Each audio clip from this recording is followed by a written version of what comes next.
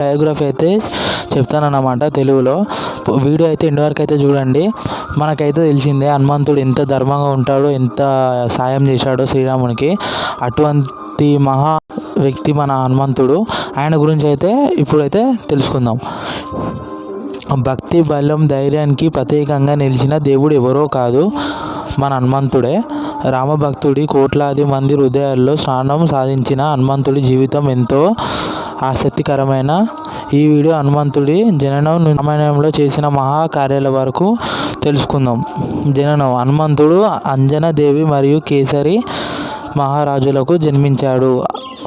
వాయుదేవుడు అనుగ్రహంతో పుట్టినందుకు ఆయనను వాయుపుత్రుడని కూడా పిలుస్తారు. చిన్నప్పటి నుంచి హనుమంతుడు సాధారణ శక్తులు కలిగి ఉన్నవాడు.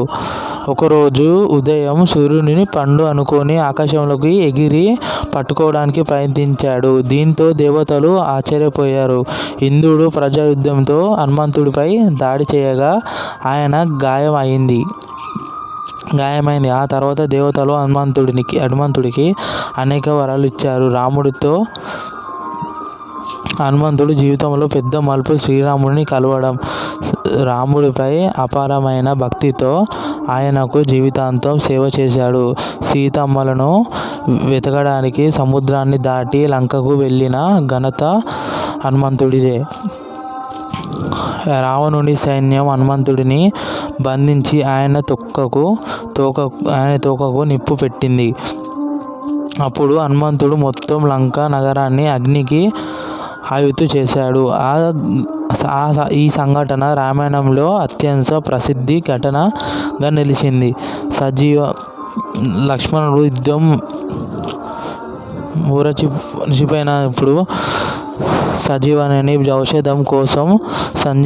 ఔషధం కోసం హనుమంతుడు హిమాలయాలకు వెళ్ళాడు. ఆ ఔషధం గుర్తుపట్టలేక మొత్తం పర్వతాన్ని తీసుకొచ్చాడు.